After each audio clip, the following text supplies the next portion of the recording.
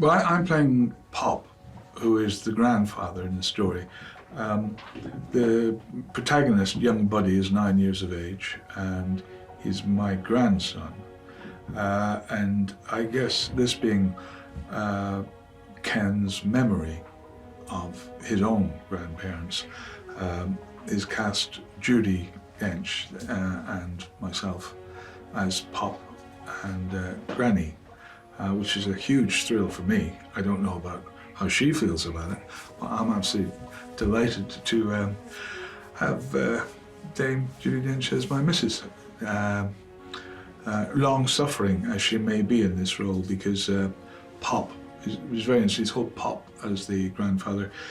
He's a working-class man who's never really pushed himself, never really got on. He was an ex-miner. He went over to England to work the coal mines in the late 40s, 50s, because, as I remember, the wages in England were much higher, even if they weren't that much, than they were in the north of Ireland at that time. So people sometimes left the north of Ireland to go and work in England and come back once a month to be back with the family, but maybe bring more money in to help run the house. And Pop did that for many years.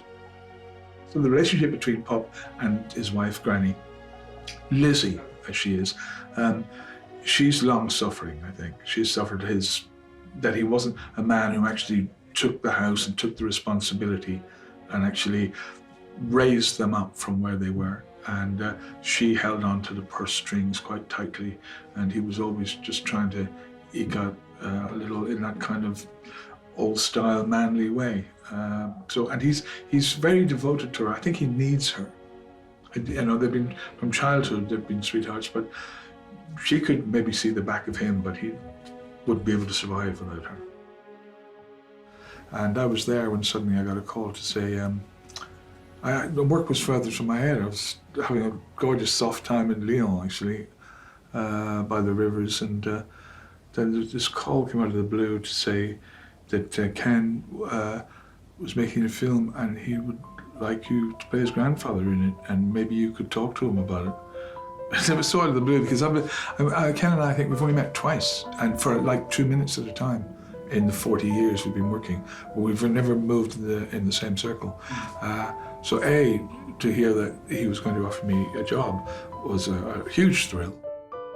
This script, which was so delicate and soft and warm and funny, and with the backdrop of the shit hitting the fan and all the trouble starting in 1969, and the violence and the burning out of homes and people on the run, and yet inside this, it's very much as I remember, the warmth of people and family, and that's really at the heart of this story.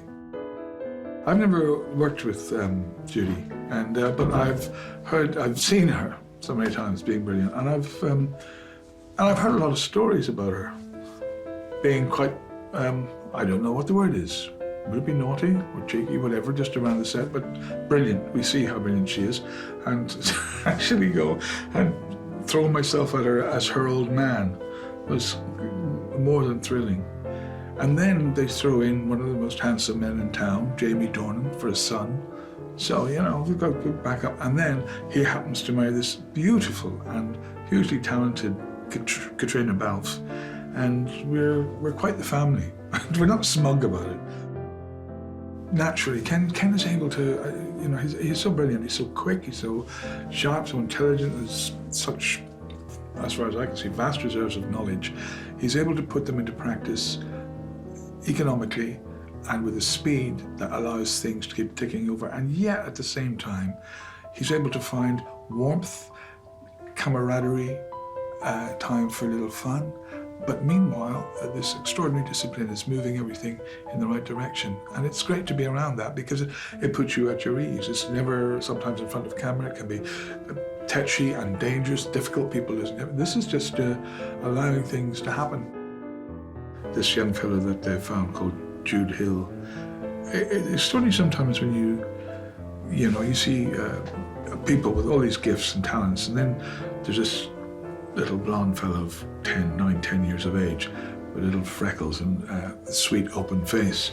And yet, with this wonderful seriousness he has, and this instant access to humor or a joke, and his openness, and suddenly you go like, this is extraordinary. This is like a young Ken Branagh, actually in the French. Not me, but this is it. This seems to be it. And I don't know how they found somebody like this. Somebody's done an awful lot of work. And then to watch Ken work with him, never once telling him what to do, just suggesting or asking him questions, seeing how he finds it, and letting him develop his own thoughts at 9 or 10 to how he feels about the situation. To try and catch that on camera. It's quite wonderful to watch, to be around that.